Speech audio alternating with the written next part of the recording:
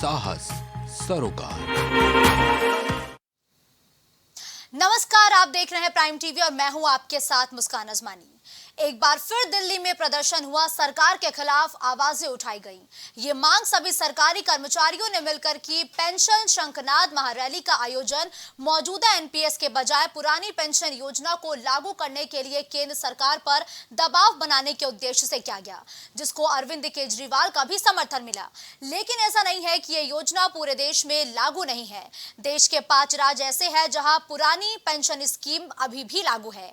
पुरानी पेंशन योजना को सबसे पहले राजस्थान में लागू किया गया, जिसके बाद छत्तीसगढ़, झारखंड, पंजाब और हिमाचल प्रदेश में भी ये स्कीम लागू की गई है। और पुरानी वर्सेस नई की लड़ाई लगातार जारी है। लेकिन पहले एक नजर डालते हैं कि आखिर ये पुरानी पेंशन योजना है क्या, जिसकी लगातार सरकारी कर्मचारी मांग उठा रहे हैं।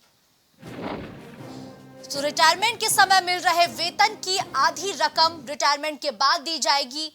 और आपको साथ ही बताते चले कि बेसिक सैलरी और डीए की 10% कटौती की बात नई पेंशन योजना में कही गई है।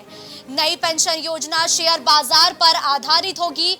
आपको बता दें कि 6 महीने बाद महंगाई भत्ते में किसी भी तरीके की कोई बढ़ोतरी नहीं होगी। ये नई पेंशन स्कीम योजना में लागू किया जाएगा।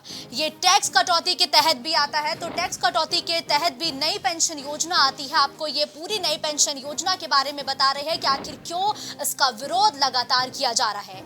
रिटायरमेंट के बाद निश्चित पेंशन की कोई गारंटी नहीं है। नई पेंशन योजना में बेसिक सैलरी और डीए की 10% कटौती की बात नई पेंशन योजना में लागू है। देखिए, नई पेंशन योजना के खिलाफ लगातार विरोध प्रदर्शन देखने को मिलता है। लेकिन अब पुरानी पेंशन योजना क्या है, जिसकी लगातार सभी सरकारी कर्मचारी मांग उठा रहे हैं, पहले एक नजर उस पर भी डालते हैं।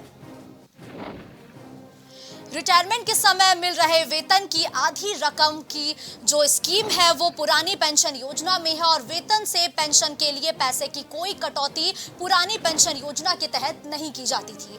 20 लाख रुपए तक ग्रेजुएटी मिलना भी पुरानी पेंशन योजना का एक हिस्सा था। इसके साथ ही जनरल प्रोविडेंट फंड का भी प्रावधान पुरानी पेंशन योजना में है।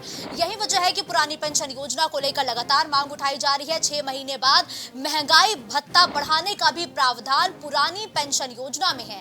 रिटायरमेंट के समय मिल रहे वेतन की आधी रकम पुरानी पेंशन योजना में सभी सरकारी कर्मचारियों को मिलती है। फिलहाल देश के महज 5 राज्य ऐसे हैं जहां पुरानी पेंशन स्कीम लागू है। यही वजह है कि जो तमाम बचे प्रदेश है, अब वहां से विरोध के सुर सुनने को मिल रहे हैं। वहां के जो सरकारी कर्मचारी है वो यही मांग उठा रहे हैं कि पुरानी पेंशन स्कीम केंद्र सरकार अपने स्तर से पूरे देश भर के लिए लागू करे।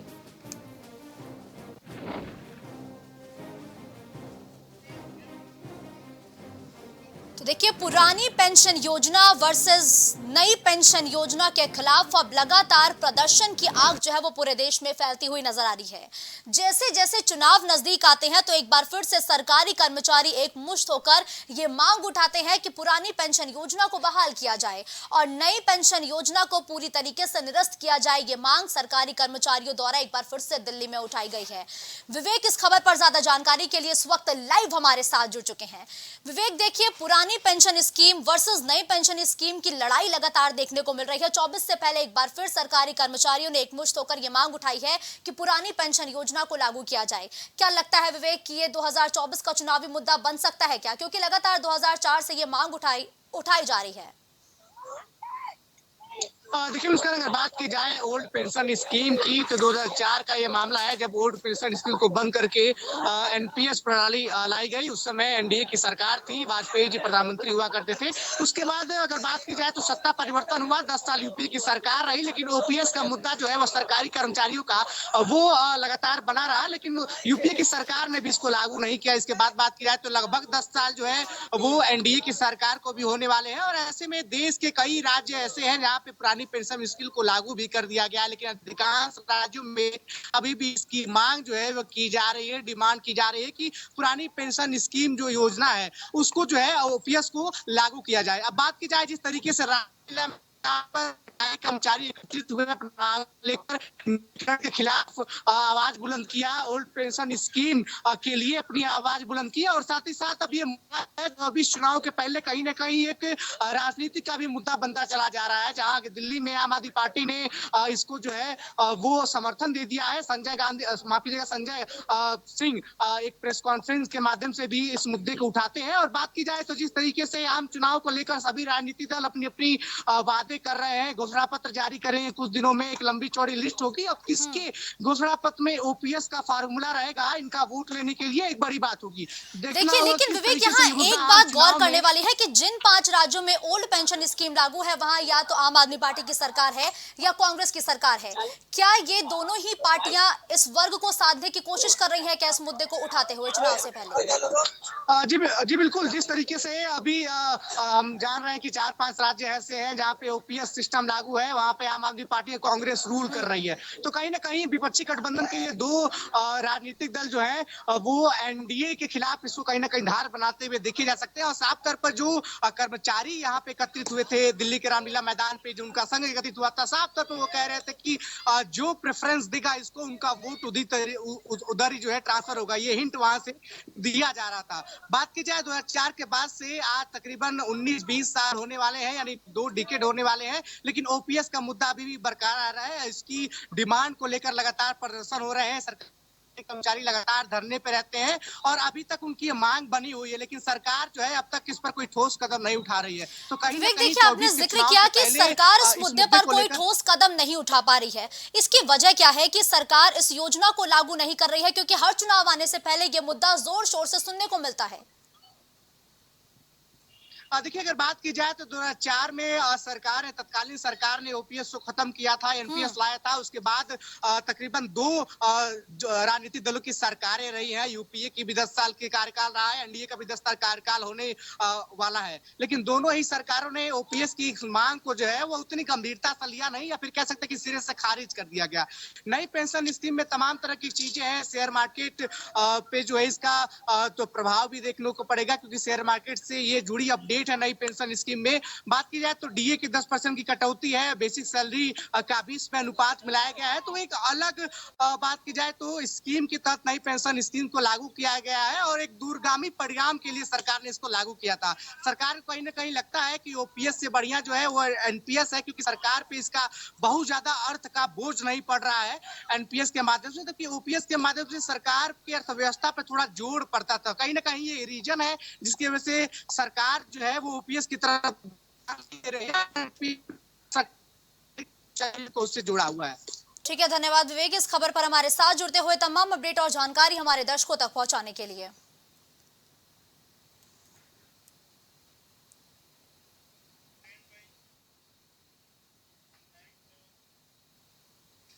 श्वार्ट्ज यूनिवर्सिटी कभी पीएचडी की डिग्री बांटे जाने के लिए सुर्खियों में रही है और अब वही यूनिवर्सिटी धर्मांतरण को लेकर सुर्खियों में बनी हुई है। प्रयागराज के नैनी में श्वार्ट्ज यूनिवर्सिटी के कुलपति आरबी लाल के भाई विनोद बिलाल को क्राइम ब्रांच ने गिरफ्तार किया है। यूनिवर्सिटी में निदेशक प्रशासन के पद पर तैनात विनोद को रविवार की देर शाम लखनऊ के मोहनलालगंज से गिरफ्तार किया गया है। उस पर घूरपुर में धर्मांतरण समेत करीब 32 मामले दर्ज है। फिलहाल क्राइम ब्रांच उसको नैनी क्षेत्र में जानलेवा हमले की कोशिश के मामले में ढूंढ रही थी, जिसे अब पुलिस ने गिरफ्तार कर लिया है। वहीं अगर इसकी कुंडली पर एक नजर डालें तो स्पेशल टास्क फोर्स ने एएसपी ने नैनी थाने में 2017 में तकरीबन 5.5 करोड़ के गबन का मामला भी इस पर दर्ज कराया था। मुकदमे का आधार निदेशक स्थानीय निधि लेखा परीक्षा विभाग की उस रिपोर्ट को बनाया गया था जो कृषि शिक्षा एवं अनुसंधान विभाग के आदेश पर की गई जांच के बाद तैयार की गई थी। इसमें श्वार्ट्ज के कुल 11 अफसर कर्मचारियों को भी नामजद कराया गया था। तो देखिए, अब एक बड़ी कार्रवाई की गई है, जहां धर्मांतरण के साथ ही 32 मुकदमे दर्ज हुए आरोपी को पुलिस ने गिरफ्तार कर लिया है और यह गिरफ्तारी लखनऊ के मोहनलालगंज से देर शाम की गई है। अब शायद यूनिवर्सिटी पर भी तमाम तरीके के सवाल खड़े हो रहे हैं, क्योंकि जिस आरोपी को गिरफ्तार किया है वो श्वार्ट्ज यूनिवर्सिटी के कुलपति का भाई भी बताया गया है। यही वजह है कि अब यह यूनिवर्सिटी भी एक बार फिर से सवालों के घेरे में खड़ी हो चुकी है। पवन पटेल एक बार फिर से इस खबर पर ज्यादा जानकारी के लिए इस वक्त लाइव हमारे साथ जुड़ चुके हैं। पवन देखिए, श्वार्ट्ज यूनिवर्सिटी प्रयागराज की लगातार सुर्खियों में बनी रहती है। अब उसी यूनिवर्सिटी के कुलपति को गिरफ्तार किया गया है और धर्मांतरण समेत 32 गंभीर मुकदमे उस आदमी पर दर्ज है। क्या कुछ जानकारी है? जी बिल्कुल मुस्कान, देखिए प्रयागराज में श्वार्ट्ज यूनिवर्सिटी में आए दिन इस तरीके की जो खबरें हैं वो सामने आती हैं। हालांकि इस पर तमाम तरह के पहले भी आरोप लग चुके हैं कि यहाँ पर धर्मांतरण कराया जाता है। हालांकि इस पे जब पुलिस ने मुकदमा भी दर्ज करवाया था और यूपी एसटीएफ ने भी इस पे मुकदमा दर्ज करवाया था। अभी हाल ही में प्रयागराज के यमुना पार क्षेत्र में घूरपुर स्थित एक स्कूल है, क्रिस्टी मेमोरियल, वहां पर जौनपुर की रहने वाली एक महिला जो नौकरी करती थी, जिसने शारीरिक शोषण तथा धर्मांतरण करने का आरोप लगाया और इस पूरे मामले को लेकर घूरपुर थाने में भी मुकदमा दर्ज है।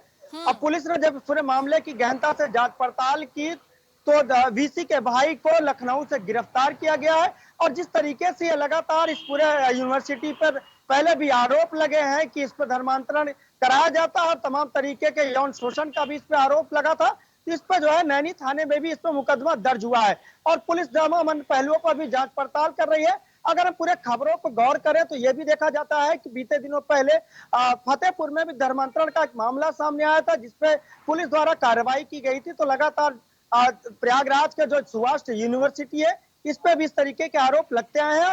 हालांकि पुलिस जो है कई अन्य बिंदुओं पर भी जांच पड़ताल कर रही है, लेकिन अभी जब मौजूदा समय की हम बात कर रहे हैं तो वीसी के जो भाई है, आरबी लाल के भाई, उनको गिरफ्तार किया गया है और उनके ऊपर यह आरोप है कि उन्होंने महिला का धर्मांतरण कराया और उसके साथ जो है यौन शोषण का भी जो महिला ने आरोप लगाया है। ठीक है पवन, देखिए श्वार्ट्ज यूनिवर्सिटी के कुलपति के भाई की तो गिरफ्तारी हो चुकी है, क्या इसमें कुलपति से भी पूछताछ की जाएगी? क्या उनकी भूमिका भी संदिग्ध मानी जा रही है क्या इस पूरे मामले में?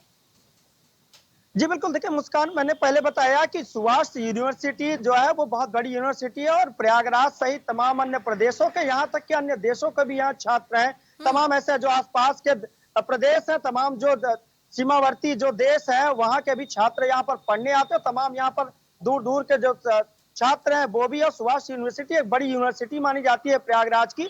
तो यहाँ पर जब आते हैं तो इसमें तमाम पहले भी यही आरोप लगे थे कि यहाँ पर श्वार्ट्ज के अंदर जो है इनको यीशु दरबार लगाया जाता है, इस दरबार में ही धर्मांतरण कराया जाता है। हालांकि जब इस पे हमने पहले भी जब इस पे हमने अपनी खबर लगाई, हम वहां पर गए, हमने वहां पर जांच पड़ताल की, तो वहां पर जो आला अधिकारी है उन्होंने इस पे इनकार किया था। लेकिन जब पुलिस ने इस पे मुकदमा पंजीकृत किया तो यह बात वहां पर स्पष्ट हो पाई कि यहाँ पर इस तरीके की कोई गतिविधि जो है वो कहीं न कहीं संचालित हो रही है। लेकिन अगर पूरे देखिए 32 मुकदमे, ये एक ज्यादा बड़े अमाउंट में मुकदमे हैं, अभी तक आखिर गिरफ्तारी क्यों नहीं की गई पुलिस द्वारा? इतनी हीला हवाली, इतनी लापरवाही क्यों? जी बिल्कुल, देखिए मैंने पहले बताया कि इस पूरे मामले को लेकर यूपी एसटीएफ ने भी मुकदमा दर्ज करवाया है और घूरपुर थाने में भी इस पर मुकदमा दर्ज है। और तमाम, जैसे अभी आपने बताया कि 32 मुकदमे, तो निश्चित रूप से एक बड़ी कार्रवाई यहाँ पर देखने को मिल सकती है, क्योंकि बीते दिनों पहले तमाम जो पुलिस की टीमें हैं उन्होंने श्वार्ट्ज यूनिवर्सिटी में तमाम छानबीन की थी, तमाम उन्होंने कागजात अपने कब्जे में लिए थे। हालांकि अब किस तरीके से उस पर कार्रवाई की गई और किस तरीके से कार्रवाई चल रही है ये अभी तक स्पष्ट नहीं हो पाया है। लेकिन अगर मौजूदा समय में जिस तरीके से वीसी के भाई को गिरफ्तार किया गया है, तो ये कहा जा सकता है कि जल्दी श्वार्ट्ज यूनिवर्सिटी पर एक बड़ी कार्रवाई देखने को मिल सकती है। ठीक है पवन, देखिए विनोद बिलाल की गिरफ्तारी हो चुकी है, अब गिरफ्तारी में लाजमी है पूछताछ भी होगी, और क्या कुछ पहलू निकल के सामने आ सकते हैं? जी बिल्कुल, देखिए जो कुलपति है वो उनका नाम आरबी लाल है और जो उनके भाई है उनका नाम विनोद बिलाल है। विनोद बिलाल की गिरफ्तारी की जा चुकी है और आरबी लाल की गिरफ्तारी के लिए जो पुलिस की टीमें हैं वो लगातार जांच पड़ताल कर रही है। उनके जो है तमाम जो स्थानों पर दबिश दी गई है, उसी के तहत अभी कुछ दिनों पहले श्वार्ट्ज यूनिवर्सिटी में पुलिस टीम द्वारा तमाम गहनता से जांच पड़ताल की गई है, तमाम कागजात को कब्जे में लिया गया है। लेकिन अब किस तरीके से पुलिस की कार्रवाई है, क्योंकि इस पूरे मामले पर लेकर कोई भी आला अधिकारी किसी भी तरह का बयान देने से कतरा रहा है, तो इससे ये चीजें स्पष्ट नहीं हो पा रहे हैं कि आखिर किस तरीके से कार्रवाई की जा रही है। लेकिन अब जिस तरीके से विनोद बिलाल की गिरफ्तारी है, तो इससे ये कयास लगाए जा रहे हैं कि जल्द ही श्वार्ट्ज यूनिवर्सिटी पर बड़ी कार्रवाई देखने को मिल सकती है। बिल्कुल ठीक है, धन्यवाद इस खबर पर हमारे साथ जुड़ने के लिए पवन।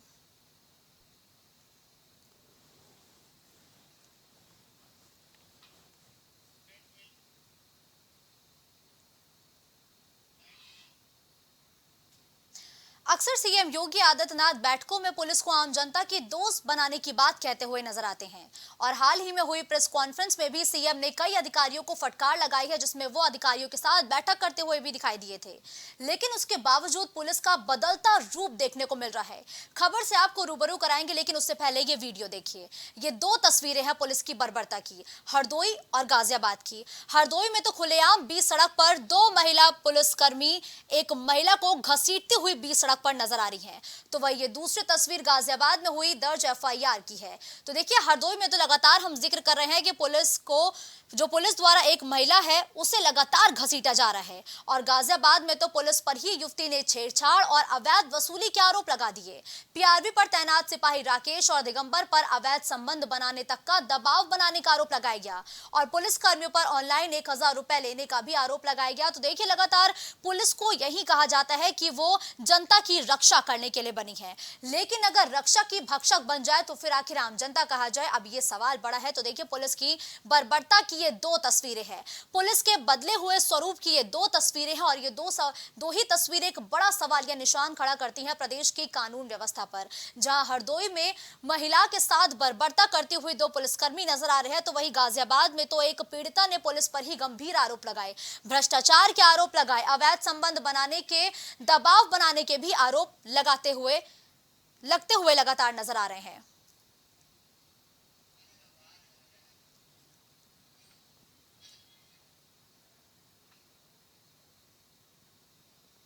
तो देखिए, पुलिस की बर्बरता की ये जो तस्वीरें हैं ये लगातार सामने आती रहती हैं।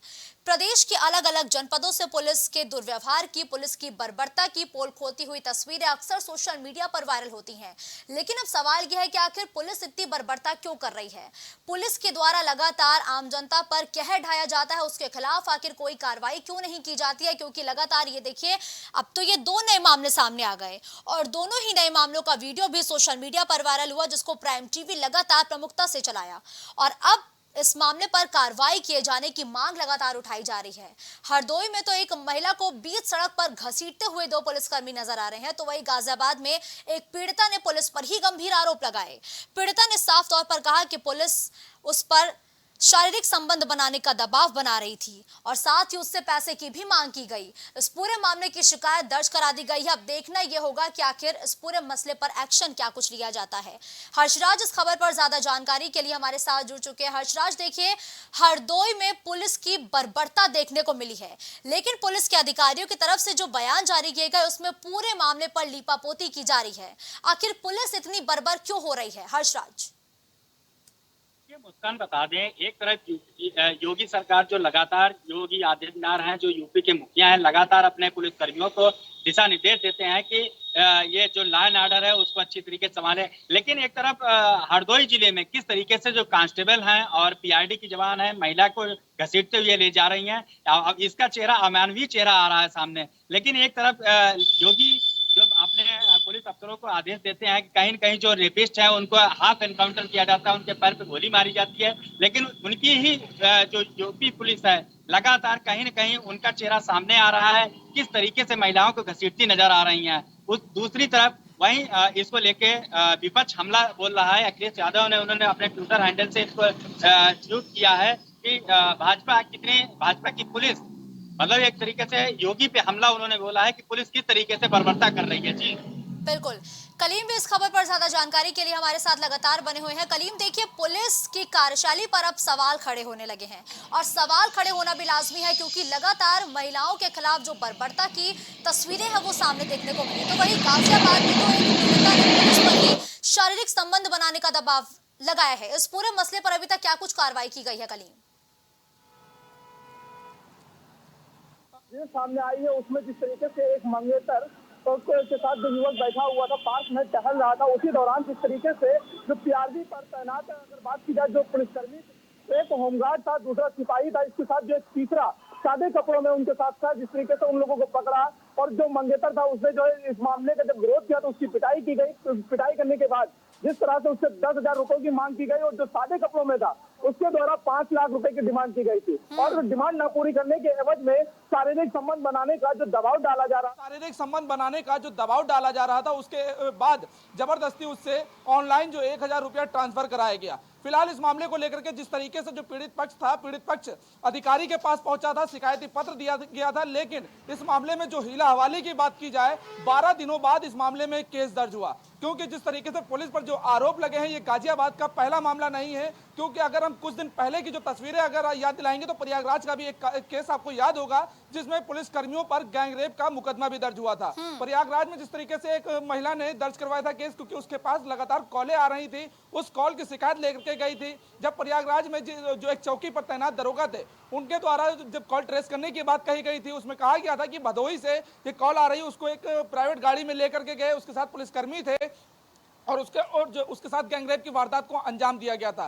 इस मामले का जो महिला ने आरोप लगाया था, तो उस आरोपों की जांच की गई थी। जांच के बाद मुकदमा दर्ज किया गया था और चौकी इंचार्ज और सिपाही को सस्पेंड कर दिया गया था। लेकिन अगर इस मामले में कार्रवाई की बात की जाए, केवल सस्पेंड करने के बाद उसके बाद आगे की कोई कार्रवाई नहीं हुई थी और जांच करने की बात की जा रही थी। ठीक है, हर्षराज का रुख करते हैं कलीम। देखिए हर्षराज, सीएम योगी आदित्यनाथ अक्सर बैठ के करते हैं। अभी हाल ही में हुई एक वीडियो कॉन्फ्रेंसिंग में भी उन्होंने अधिकारियों को कड़ी फटकार लगाई है और कहा है कि आप लोग जनता का मित्र बन के रहें। क्या धरातल पर हर्षराज उसका असर हरदोई में देखने को मिलता है? क्या वाकई में जो पुलिस है वो आम जनता की दोस्त बन पा रही है क्या? मुस्कान, बता दें, लगातार योगी जो है अपने अधिकारियों को निर्देश दे रहे हैं, लेकिन कहीं न कहीं देखा सकता है हरदोई में उसका साक्षात ये वीडियो वायरल हो रहा है। इसमें साफ साफ देखा जाता है महिला कांस्टेबल और पीआईडी के जो महिलाएं हैं लगातार उस महिला को घसीटते जा रही हैं। लेकिन कहीं न कहीं एक तरफ ये भी है, एसपी जो यहाँ के जिले के एसपी है वो भी कह रहे हैं कि हाँ, इस तरीके से गलत ले जाया जा रहा है, मैं कार्रवाई करूंगा। तो अभी कल ही उन्होंने शाम को पीआईडी जो जवान है, जो महिलाएं हैं, उनको तत्काल उनके सेवाएं समाप्त कर दी हैं, 2 कांस्टेबल के ऊपर निलंबित कर दिया है। लेकिन कहीं न कहीं ये वीडियो जिस तरीके से वायरल हो रहा है, जिस तरीके से महिलाएं ले जा रही हैं, कहीं न कहीं इस तरीके के वीडियो आने से पब्लिक में भी इस तरीके से अच्छी छवि नहीं जा रही है। जी बिल्कुल। देखिए कलीम, हर्षराज का भी साफ तौर पर यही कहना है कि लगातार अगर ऐसे वीडियो सामने आएंगे तो पुलिस की एक अच्छी छवि लोगों के बीच नहीं जाएगी, लोग एक बार फिर से पुलिस के पास जाने में डरेंगे। लेकिन कलीम देखिए, एक यहाँ पर एक पहलू बहुत अहम हो जाता है। देखिए पुलिस कहीं ना कहीं अभी भी लोगों की दोस्त नहीं बन पा रही है, ये लगातार हर्षराज भी जिक्र कर रहे हैं। लेकिन ये जो अधिकारी हैं, जो जिम्मेदारान अधिकारी हैं, अगर वो इन पुलिसकर्मियों पर कार्रवाई नहीं करेंगे तो फिर आखिर जो पुलिस है उस पर जनता भरोसा कैसे करेगी? क्यों इन अपराधी पुलिसकर्मियों पर कोई कार्रवाई समय से नहीं होती है? देखिए मुस्कान जी, जिस तरीके से बात की जाए पुलिस मित्र की, क्योंकि कनेक्ट होने की जो बात की जा रही है, वो कनेक्टिविटी जो है उसमें जो कुछ ऐसे दागदार पुलिसकर्मी भी हैं जो लगातार इस तरीके की जो छवि है वो धूमिल भी करते हैं। क्योंकि जिस तरीके से जो अगर पुलिसों की बात की जाए, जो मुकदमे दर्ज होते हैं, जो थानेदार होते हैं, विवेचक जो होते हैं, वो भी इस मामले को एक लंबा खींचते हैं। क्योंकि जो लंबा खींचने वाली जो गाजियाबाद की जो तस्वीर है, वो तस्वीर साफ बयां करती है कि जिस तरीके से 12 दिन पूरी तरीके से मामला खींचा गया, जो सिपाही था सस्पेंड तो कर दिया गया लेकिन गिरफ्तारी नहीं हुई। और इस मामले में जो मंगेतर के द्वारा जो बयान दिया गया, साफ तौर से बयान में ये कहा गया कि जब उन लोगों की गिरफ्तारी नहीं हुई, सस्पेंड किया गया, उसके बाद ये लोग उसको घर पहुंचते हैं और उसको धमकाते हैं कि तुम लोगों ने मुकदमा क्यों दर्ज कराया, अधिकारियों से शिकायत क्यों की, अंजाम भुगतने के लिए तैयार रहना। तो जाहिर सी बात है, जिस तरीके से गंभीर आरोप लग रहे हैं, तो इसमें कहीं ना कहीं जरूर कहा जा सकता है कि जो पुलिस की एक अच्छी छवि जो लोगों के बीच बन रही थी, जो पुलिस मित्र प्रोग्राम चलाए जा रहे थे, वो कहीं ना कहीं दूसरी तरफ फेल होते हुए नजर आ रहे हैं। क्योंकि ठीक है, धन्यवाद करीम और हर्षराज इस खबर पर हमारे साथ जुड़ते हुए तमाम अपडेट और जानकारी हमारे दर्शकों तक पहुंचाने के लिए।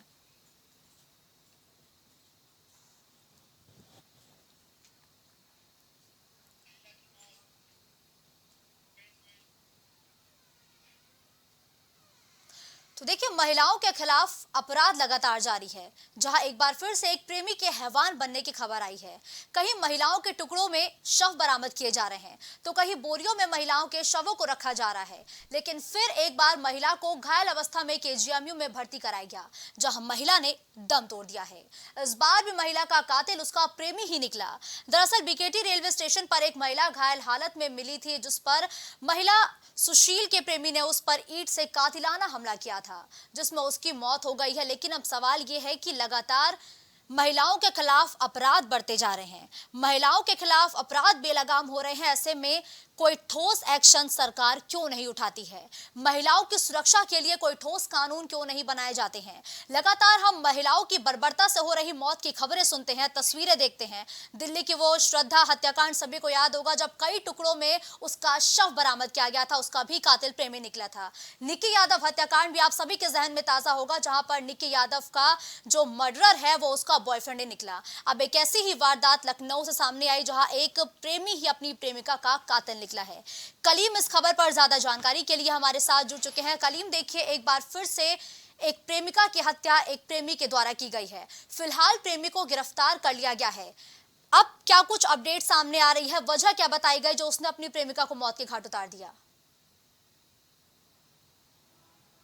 देखिए मुस्कान जी, जिस तरीके से बात की जाए, वो बीकेटी का जो रेलवे स्टेशन है वहां पर एक खून से लथपथ जो युवती मिली थी, उस युवती को फिलहाल केजीएमयू में भर्ती कराया गया था। उस इलाज के दौरान उसकी जब मौत हुई है। फिलहाल इस मामले में जिस तरीके से जांच पड़ताल की जा रही थी, खुलासा भी किया गया, जो आरोपी गिरफ्तार किया गया। गिरफ्तारी में यह खुलासा हुआ है कि जो आरोपी है वो उसका प्रेमी था और दोनों के बीच एक दोस्ती हुई थी सोशल मीडिया के जरिए, और दोस्ती प्यार में बदली और एकाएक दोनों के बीच एक दूसरे से डिमांड भी बढ़ने लगी थी पैसों को लेकर के। और इन्हीं पैसों की डिमांड को लेकर के उसने जो है मिलने के लिए बीकेटी रेलवे स्टेशन के पास बुलाया था और वहीं पर उसकी हत्या करने की पूरी कोशिश की गई थी। मड़ासन अवस्था में उसको वहां पर छोड़ करके प्रेमी भाग निकला था। लेकिन जिस तरीके से वो केजीएमयू में जिंदगी और मौत से लड़ रही थी, वहां पर जो बयान दर्ज किए गए थे, बयान के आधार पर पुलिस अपनी कार्रवाई कर रही थी और आखिरकार आज उसको गिरफ्तार भी कर लिया। एक तरफ उसकी मौत हुई तो दूसरी तरफ प्रेमी गिरफ्तार हुआ। लेकिन अगर इसी तरह की जो तस्वीरों की बात करें, जहां पर ये घटना हुई उसी के ठीक बगल अगर थाना की बात की जाए, दोनों ही स्पॉट अगल बगल, जो आज भी हत्या हुई वो जानकीपुरम एरिया में, इसमें भी साफ तौर से प्रेमी की तरफ इशारा जा रहा है, क्योंकि दोनों घटनाएं प्रेमी से जुड़ी हुई हैं। एक मामले का खुलासा हो गया लेकिन दूसरे मामले का अभी तक खुलासा नहीं हो पाया, क्योंकि लेकिन कलीम देखिए, यहाँ पर एक सवाल काफी अहम है कि महिलाओं के खिलाफ जो अपराध है वो बेलगाम हो चुके हैं, महिलाओं के खिलाफ अपराध बढ़ते जा रहे हैं। कभी कोई गैर तो कभी कोई अपना ही महिलाओं को मौत के घाट उतार रहा है। क्या हमारा कानून इतना कमजोर हो गया है कि वो महिलाओं को न्याय दिलाने में सक्षम नहीं है? देखिए, इस मामले में साफ तौर से मुस्कान जी ये कहा जा सकता है कि जिस तरीके से गुलाबी व्यवस्था चालू की गई थी कि महिला जो अपराध बढ़ रहे हैं उन अपराधों पर लगाम लगेगा, महिलाएं अपनी बात खुलकर थाने में जाकर कह पाएंगी। लेकिन जो गुलाबी व्यवस्था लागू की गई, वो गुलाबी व्यवस्था केवल चौकी के अंदर तक ही सीमित रह गई, क्योंकि जब कोई भी महिला अपनी फरियाद लेकर पहुंचती है तो उसको वहां से जो पुलिसकर्मी है वो सीधा थाने की ओर रुख कर देते हैं, उनका निस्तारण नहीं करते हैं। तो जिसके कारण जो महिलाएं हैं वो अपनी बात रखने में पूरी तरीके से निसंकोच होती हैं और अपनी बात नहीं कह पाती हैं, वहां से वापस चली जाती हैं, जिसके कारण लगातार महिलाओं के साथ जो अपराध बढ़ रहे हैं उसका कहीं ना कहीं कारण ये भी सामने आ रहा है। क्योंकि जो उनको गाड़ियां भी दी गई थी, क्षेत्रों में जाने के लिए कहा गया था, और क्षेत्रों में जाने के बाद ना तो उनसे बात की जाती है, केवल पार्कों में जा करके केवल एक दो फोटो खिंचा लेना, फोटो सोशल मीडिया पर डाल देना, अधिकारियों को भेज देना कि हाँ वो ग्राउंड जीरो पर काम कर रहे हैं। लेकिन अगर इन तस्वीरों की बात की जाए, जो फोटो खींची जाती है उसकी भी लगातार शिकायतें आई थी कि फोटो जो खींची जाती है, जो वहां पर अपने परिवार के साथ बैठे हैं उनकी फोटो खींची जाती है। ठीक है कलीम, देखिए इन दोनों हत्याकांड में कहीं ना कहीं एक एंगल बहुत कॉमन है, वो है प्रेमी का, वो है प्रेम का। ऐसे में जो लगातार ये जो मौत के मामले सामने आ रहे हैं, चाहे अगर हम बीते कुछ महीनों में मामलों पर गौर करें तो जो अक्सर हत्याकांड हुए हैं महिलाओं के खिलाफ, महिलाओं के साथ, उसमें प्रेमी ही कातिल निकल रहे हैं। ये अपने ही आखिर अपनों को मौत के घाट क्यों उतार रहे हैं? इसकी वजह क्या है? हाँ देखिए, जाहिर सी बात है मुस्कान जी, जब प्यार की बात अगर की जाए, प्यार में जो कातलाना जो एंगल आ रहा है वो इसकी वजह यह है कि जब प्यार पर से विश्वास उठता है, दोनों के बीच एक दूसरे को चीट करने के जो मामले सामने, क्योंकि जितने भी अभी तक खुलासे हुए उसमें यह देखा गया कि जो प्यार है उसमें एक ब्लैकमेलिंग का जो रूप आ रहा है, एक दूसरे को ब्लैकमेल करना, उनकी फोटो को सोशल मीडिया पर वायरल करने की धमकी देना, और इन्हीं तरीके के जो मामले हैं उनमें कहीं ना कहीं एक जो प्यार का जो एंगल है, और उसमें जो हत्यारा प्रेमी है, कभी प्रेमिका आ रही, क्योंकि कई तस्वीरें ऐसी आपने देखी कि सूटकेस में जैसे डाला गया, उसमें भी जो खुलासा इससे पहले हुआ था, अभी फिलहाल देवरिया की जो घटना हुई उसमें तो किसी तरह का खुलासा नहीं हुआ, लेकिन इससे पहले जो घटनाएं लखनऊ की हो या फिर सीतापुर की हो या फिर लखीमपुर की हो, क्योंकि जिस तरीके से जो महिलाओं के सूटकेस में शव मिले थे उसमें भी प्रेमिका की हत्या की गई थी। इस मामले में जब खुलासा हुआ था तो खुलासे में ब्लैकमेलिंग का एंगल सबसे ज्यादा आया था, कि ब्लैकमेलिंग जो की जा रही थी कि एक के साथ रहना और दूसरे के पास पहुंचना और ब्लैकमेलिंग एक दूसरे के साथ लगातार करना, और अगर ब्लैकमेलिंग की जो रकम है वो ना देना, तो उसमें जो है एक दूसरे को मुकदमे में फंसाने की जो बातें की जा रही थी, उन सभी मामले, ये सभी मामले लगातार बढ़ रहे थे। फिलहाल बिल्कुल ठीक है, धन्यवाद कलीम इस खबर पर हमारे साथ जुड़ते हुए तमाम जानकारी हमारे दर्शकों तक पहुंचाने के लिए।